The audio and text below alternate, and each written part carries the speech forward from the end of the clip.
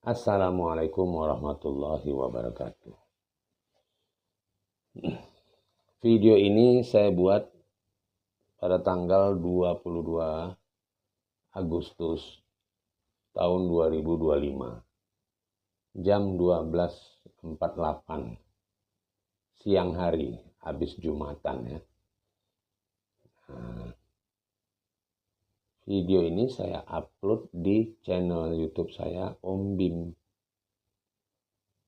Dan saya tujukan khusus buat Bapak Presiden Republik Indonesia, Pak Prabowo Subianto. Isinya itu adalah aspirasi ya. Buah pikiran, sumbang saran, usul, unek-unek juga bisa, macam-macam. Nah, video ini saya buat dengan ya gaya bicara saya ya, saya santai-santai lah ya. Nah, harapan saya ini bisa menjadi menjadi bahan untuk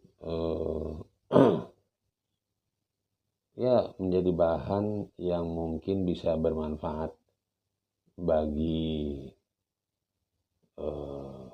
program-programnya Pak Prabowo Subianto. Jadi saya coba menyampaikan itu dengan cara bicara yang saya anggap aja Bapak ada di depan saya gitu. Jadi biar enteng nih. Jadi saya nggak alamiah aja gitu ya. Jadi begini Pak ya. Saya tuh suka ini. Saya suka nih dengan gaya kepemimpinan Pak Prabowo ini. Ya. Karena selama ini saya tuh menunggu ini presiden yang modelnya kayak gini. Ya. Di awal Bapak itu dilantik di MPR itu, saya dengar pidato itu, wah luar biasa itu. Saya mendengar tuh menggelegar tuh. Saya punya semangat ya. Nah, tapi memang sampai waktu itu saya di salah satu di tempat saya berkebun itu ada ketemu orang-orang itu, saya tanya itu mereka itu sepertinya penuh harapan kepada Bapak Prabowo. Tapi saya menunggu dulu nih actionnya apa gitu.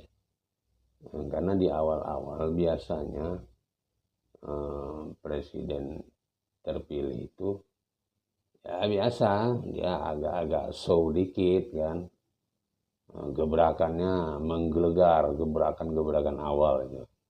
Tapi sepertinya ini agak berbeda ya. Nah, Bapak harus tahu rakyat Indonesia ini berharap besar kepada Bapak. Itu hal yang harus Bapak ketahui dulu. Nah, kemudian begini, ini saya ingin memberikan pandangan ya. Mungkin ini bisa jadi, ya ini sumbang saran, berbekal dengan apa yang saya pahami. Mudah-mudahan ini ada manfaatnya. Kalau bicara asam garam, saya ini pastilah tidak ada apa-apanya dibanding Pak Prabowo. Pak Prabowo usianya udah jelas 73 atau 74 itu. Udah jelas itu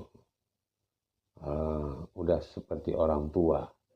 Bagi saya posisi Bapak itu orang tua. Jadi Udah pasti Bapak banyak pengalaman. Tapi tidak ada salahnya ini saya sampaikan supaya saya juga bisa menjadi bermanfaat. Nah, kalau syukur-syukur kalau saya punya informasi ini bisa dijadikan uh, dasar pertimbangan, maka sekurang-kurangnya saya jadi bermanfaat, nah, gitu ya. Nah, jadi begini Pak,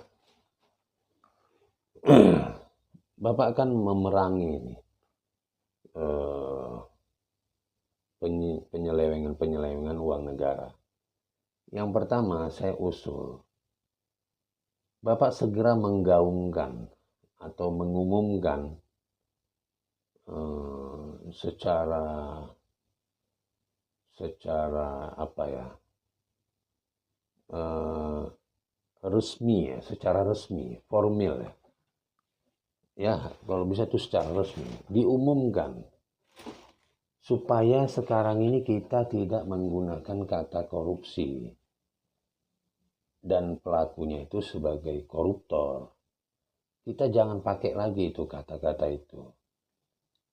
Diganti saja.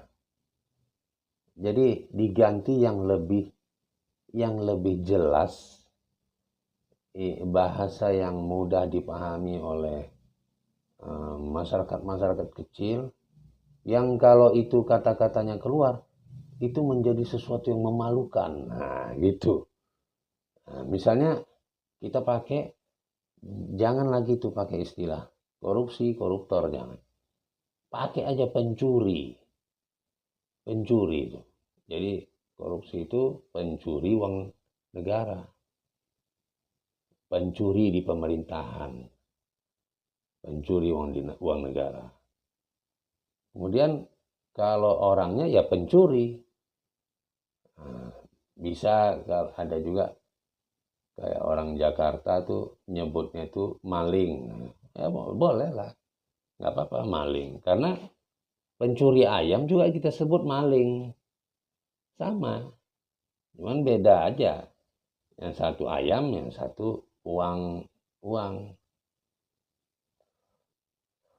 Maling handphone kita sebut maling.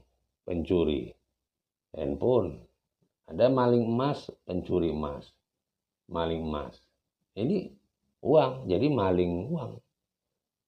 Maling aja, pencuri itu. Kalau maling kayaknya lebih halus tuh. Pencuri aja.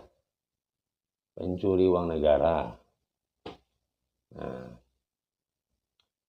karena supaya ada rasa keadilan juga. Yang maling ayam tuh paling cuma 50.000 ya harganya. Kita nyebut itu maling, pencuri. Kalau diteriakin itu di jalanan itu bisa digebukin massa. Nah, kalau yang maling uang negara ini tuh sampai dikawal-kawal, sampai dipersilahkan masuk, kita nggak merasa itu adil ya. Kemudian, oke, itu satu masalah penyebutan ya. Supaya membudaya, jadi kita mulai membiasakan penempatan kata yang benar. Jangan terpengaruh dengan arahan-arahan yang kayak baik, kayak lembut hatinya, kayak sobat. Enggak, itu sebenarnya cukup menyesatkan juga itu. Kita ganti istilahnya dengan koruptor, enggak ada itu jadi halus dia. Pada akhirnya orang bangga sebagai koruptor. Jangan sebut aja maling, pencuri. Nah, yang kedua, itu tadi maling ya, pencuri. Apalagi tadi ya,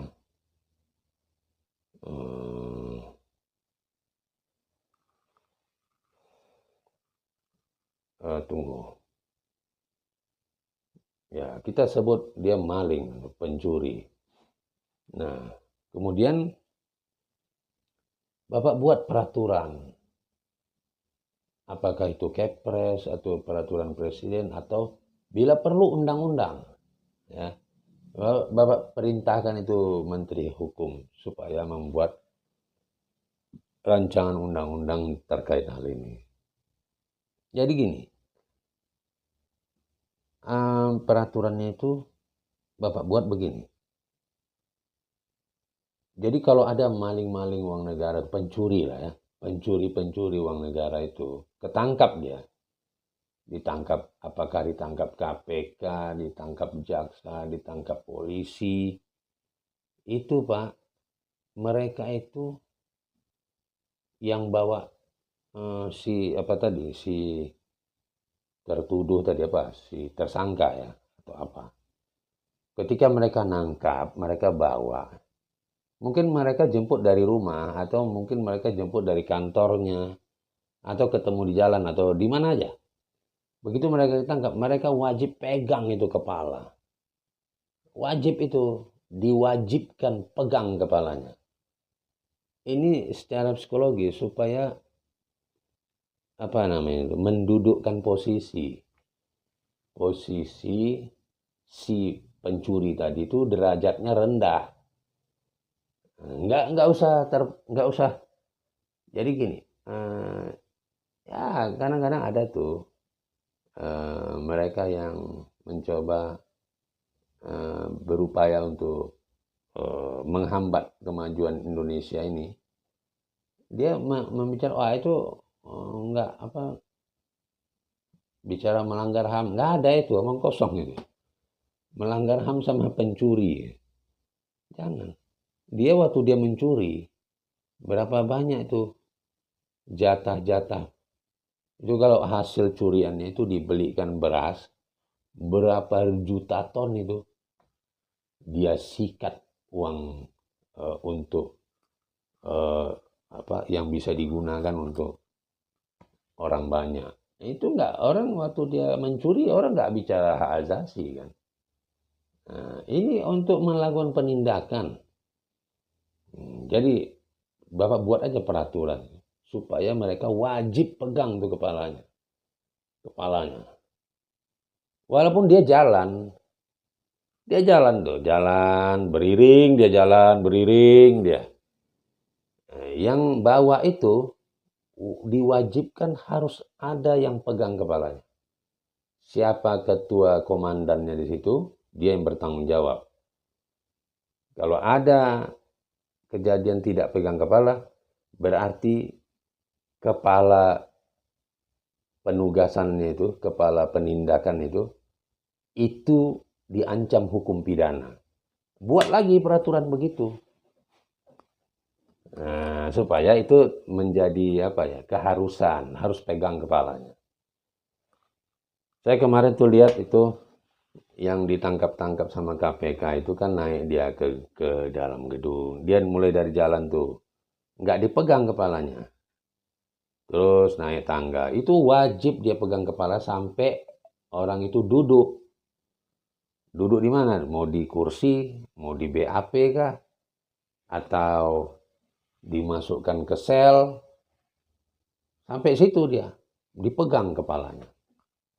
Nah, dan kalau bisa, tangannya juga dipegang. Nah, iyalah supaya terkendali kan, tangannya dipegang, dikunci tangannya, apakah pakai borgol ataupun pakai apalah. Jadi tangan kiri satu, tangan dipegang, kepala juga dipegang. Itu supaya menjatuhkan marwah si pencuri tadi. Jadi nanti para orang-orang yang ingin coba-coba mau mencuri, dia lihat itu TV, dia lihat itu media, waduh, benar-benar rendah. Nah, tapi kalau yang sekarang kan tidak. Nah, saya punya pengalaman itu ya. Saya pernah melihat, bukan pengalaman, saya pernah melihat ada pejabat wali kota di kota Medan itu. Dia waktu itu ditangkap KPK. dijemput paksa. Tapi pas selesai dia menjalani hukuman, pulang dia dari Jakarta itu pulang, nyampe ke bandara, kalau nggak salah dia Polonia atau Kuala Namu tuh, saya lupa saya. Itu yang nyambut itu ya, itu tokoh-tokoh masyarakat, ada tokoh-tokoh agama, ada apa ya, ada tokoh-tokoh politik. Itu kan ngaco itu. Jadi pusing saya melihatnya. Dia nih pencuri. Nah, dia tuh pencuri kok disambut dengan kayak apa ya? Kayak pahlawan. Kan bingung gitu. Bingung saya. Itu gara-gara itu tadi. Kita sering menghalus-haluskan kalimat penyebutan. Jadi ini mumpung Bapak jadi presiden nih. Ya, mumpung Bapak jadi presiden. Karena tidak ada presiden sebelumnya itu nggak ada yang berani nih melakukan penindakan ekstrim begini. Kayak Bapak bilang itu lahan tanah negara yang dikuasai orang-orang lain itu diambil alih, sudah terverifikasi 3,1 juta ton. Itu aduh, itu tidak ada yang berani. Sesudah Pak Harto tuh nggak ada sampai situ. Sesudah Pak Harto. Pernah saya terkesan juga waktu zaman Pak SBY, pertama-tama, periode pertama itu, dia lantik itu Kapolri Jenderal Sutanto. Wah, itu saya senang itu. Saya senang itu. Jadi para Pak Sutanto tuh dia berantas tuh.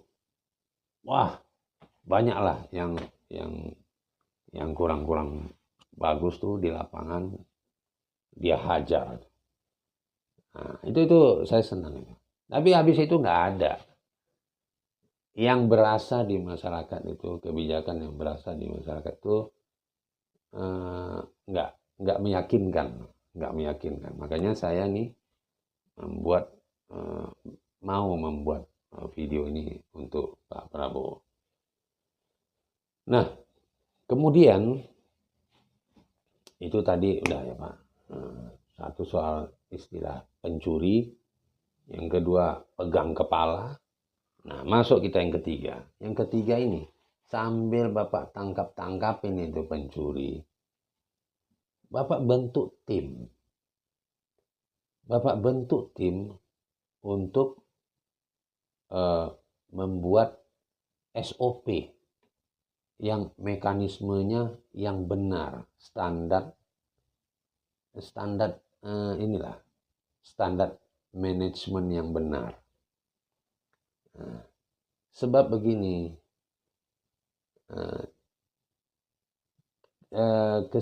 saya perhatiin ini, misalnya ada kasus sudah mendapat laporan tahun lalu, tapi belum dilakukan penindakan. Alasannya dalam proses mencari bukti-bukti.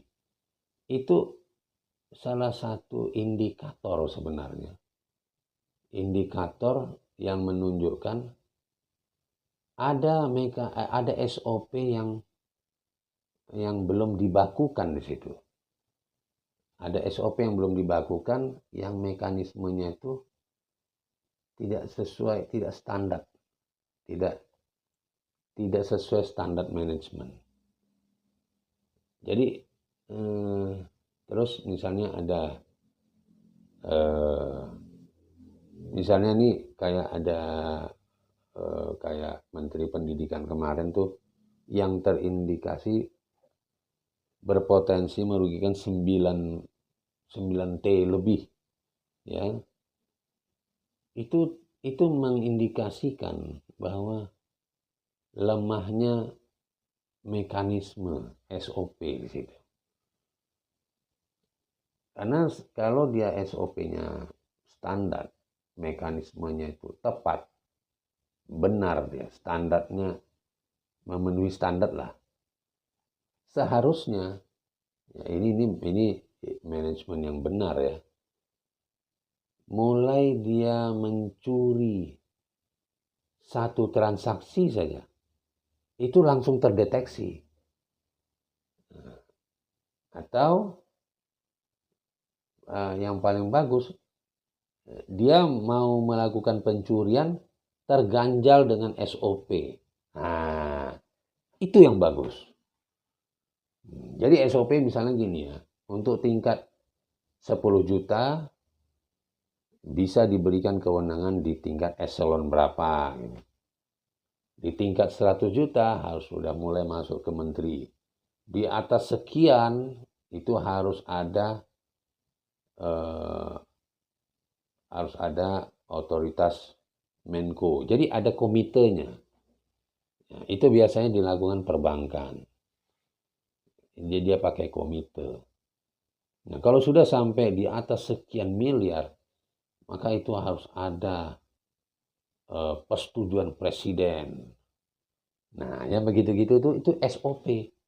SOP yang dibuat baku. Mekanismenya dibuat baku.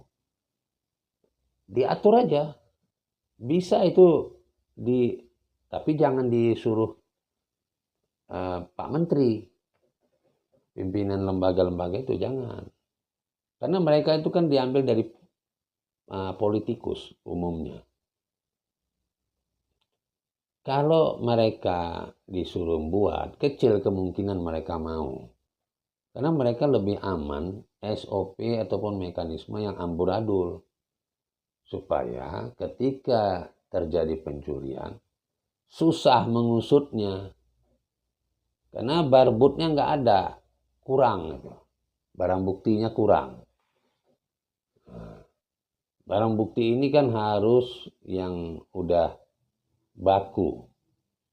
Udah baku, udah jadi standar dia, baru bisa dijadikan acuan itu salah satu barang bukti.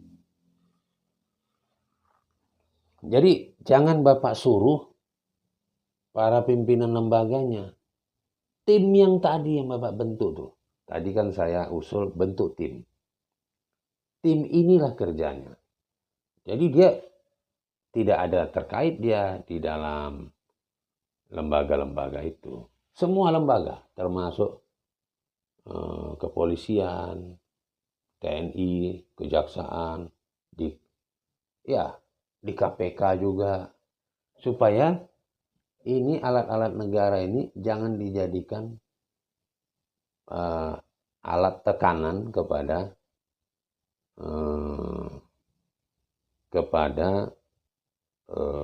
petugas ya untuk mendapatkan keuntungan. Nah, jadi Bapak buat itu sistem SOP ya. Sistem operasi dan prosedur yang standar. Jadi contoh mekanismenya. Contohnya begini, misalkan begini ya. Kalau soal keuangan, SOP keuangan itu bisa diambil tenaga-tenaga ahli yang akrab di dunia perbankan itu mereka rapi. Tapi ada juga yang nggak rapi. Jangan yang nggak rapi, harus yang rapi. Sehingga dia mencuri 1 rupiah saja, udah langsung ketahuan. Tidak tunggu sampai 6 bulan baru ketahuan. Nah, itu bobrok. Jadi ciri-ciri manajemen yang bagus, SOP yang bagus, mekanisme yang bagus, itu dia kalau bisa belum dia lakukan sudah terganjal dia dengan SOP itu. Kalau dia lakukan, dia langsung cepat ketahuan. Temponya mungkin bisa jadi langsung dalam hitungan jam ketahuan. Itu yang paling bagus. Nah, ini mustahil kita berharap dari pimpinan lembaga. Karena pimpinan lembaga ini kan kebanyakan orang politikus. Orang politikus dia gini, biasalah namanya manusia ya, bukan masalah politikus ya. Biasa itu. Setiap pimpinan itu ya, kalau dia kerja, dia bukan pemilik tapi dia kerja. Dia nggak mau SOP atau mekanisme yang rapi. Karena itu mempersempit ruang dia untuk bernegosiasi. Negosiasi cincai-cincai ya, bukan negosiasi jual beli. Negosiasi cincai-cincainya jadi dia akan sempit.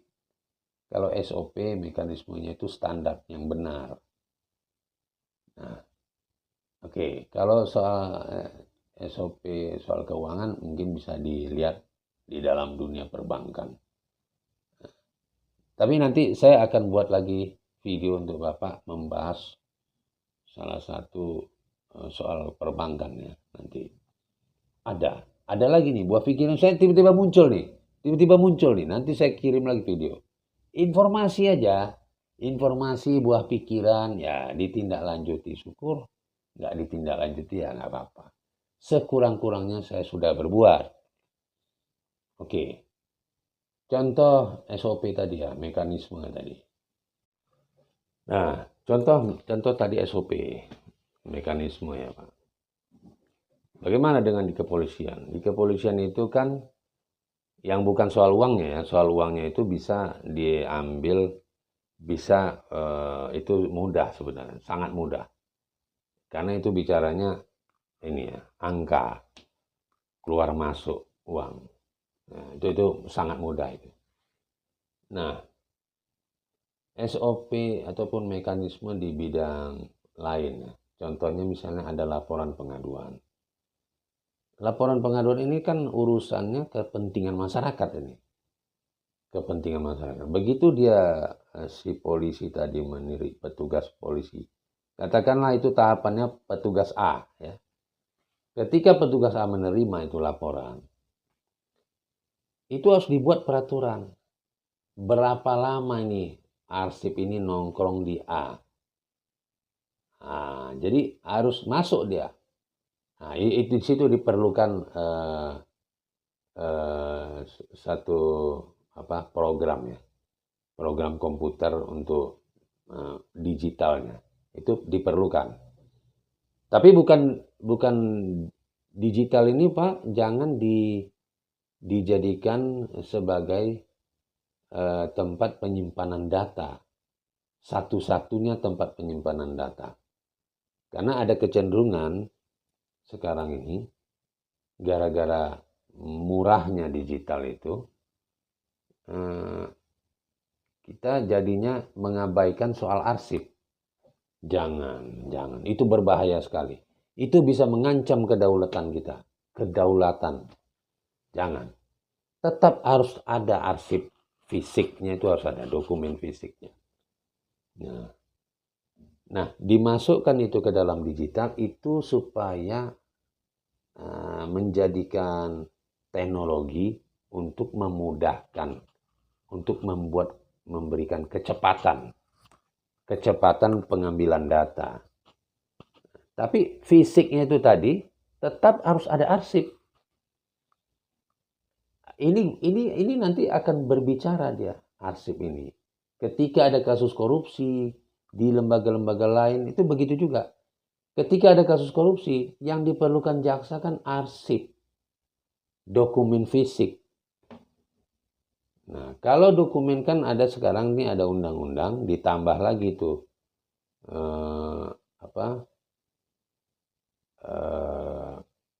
dokumen digital juga dijadikan diterima untuk sebagai alat bukti. Tapi itu berbahaya. Ada aja nanti penangkis dari pengacara itu ada saja itu. Apalagi sekarang muncul AI. AI itu membuat video tuh makin hari semakin halus. Dia bisa buat video yang yang fitnah-fitnah. Itu luar biasa. Jadi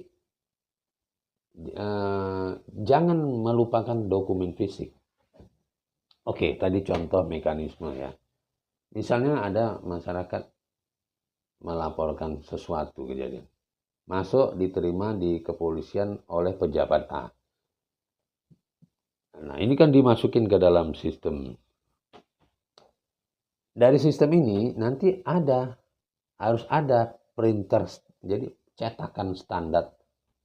Ya, cetakan standar sebagai tanda terima menandakan masyarakat itu sudah melapor. Cetakan standar itu dicetak, ditandatangani oleh Kapolsek atau siapa, Kapolres boleh, ditanda tangan dulu sama si A tadi, baru dikirim dibawa ke Kapolsek untuk ditandatangani. Atau siapalah pejabat yang terkait di situ. Sebaiknya Kapolsek juga tanda tangan supaya dia penanggung jawab kan. Itu diterima sama si masyarakat tadi yang mengadu. Di situ terlengkap tanggal berapa kejadiannya, jam berapa ini dicetak, artinya dinyatakan mulai berlaku waktunya itu tanggal cetak. Nah, ini nanti di tempat A ini dibuat lagi peraturan berapa lama berkas itu boleh nongkrong di meja A itu. Ini harus beralih ke meja mana nih? Meja juru periksa, juru penyidik atau apa?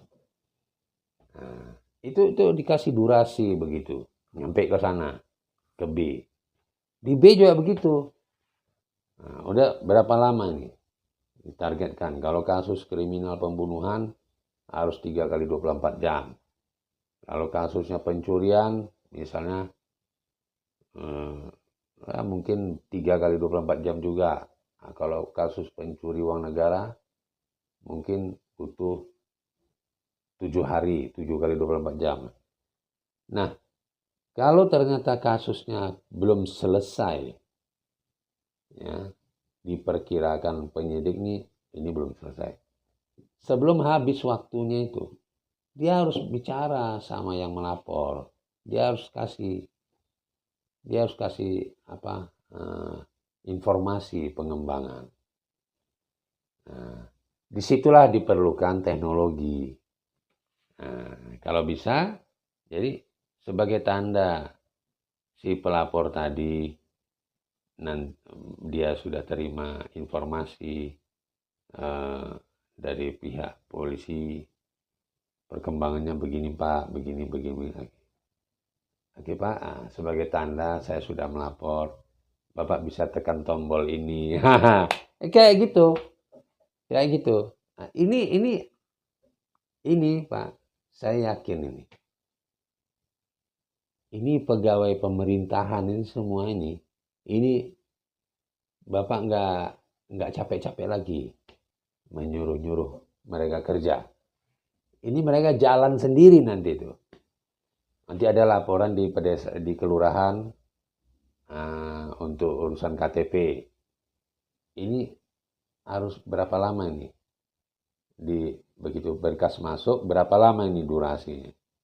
Ini dalam 2 jam dia harus berpindah ke bagian ini. Dalam tempo 1 jam dia harus pindah ke bagian ini. Dia akan kelihatan nanti itu.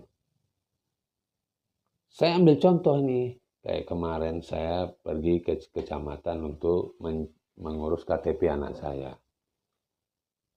Kan katanya itu bisa dicetak di kantor kecamatan. Pihak kecamatan itu, dia bilang, Bapak kalau nunggu KTP di sini, ini sekedar informasi. Waktu itu saya cetak KTP-nya itu untuk anak saya itu kira-kira bulan berapa ya? Pokoknya tahun ini. Mungkin kisaran bulan 3 atau bulan berapa, lupa saya. Dia kasih tahu sama saya. Sekedar informasi Pak, kalau Bapak nunggu KTP itu dicetak di kecamatan ini, warga di sini ada yang sudah rekam data, tinggal cetak itu dari bulan 6 tahun 2024. Sampai sekarang belum datang. Itu apa kerja itu? Nah, itu gara-gara itu tadi. Tidak dibuat itu sistemnya. Apa mekanisme yang standar SOP yang benar itu. Hmm. Seharusnya begitu rekam data, dia harus ada deadline-nya itu apa? Batas akhir itu. Dia kalau tidak dia menjadi kena SP1. Harusnya begitu. Nah, itu yang saya maksud. Jadi ini akan mempersempit ruang ruang gerak yang pencuri-pencuri yang mau mencuri tadi dia menjadi sempit ruang geraknya. Banyak orang yang muncul di media sosial, di TV, bicara soal sistem mekanisme. Sebenarnya mereka ini saya jadi ragu. Jangan-jangan mereka nggak mengerti apa itu sistem, apa itu mekanisme, standar operasi dan prosedur yang benar itu seperti apa. Jangan-jangan mereka nggak ngerti. Jadi ya, jangan Bapak harapkan dari orang-orang yang Bapak tunjuk sebagai pimpinan itu, pimpinan-pimpinan departemen, pimpinan-pimpinan instansi-instansi terkait, jangan. Karena yang paling bagus tuh Bapak bentuk tim khusus. Nah, di dalamnya itu orang-orang kampus. Orang-orang kampus ini pun Pak, jangan Bapak ambil dari rektor, jangan Bapak ambil dari dekan, jangan dari dosen aja, dosen.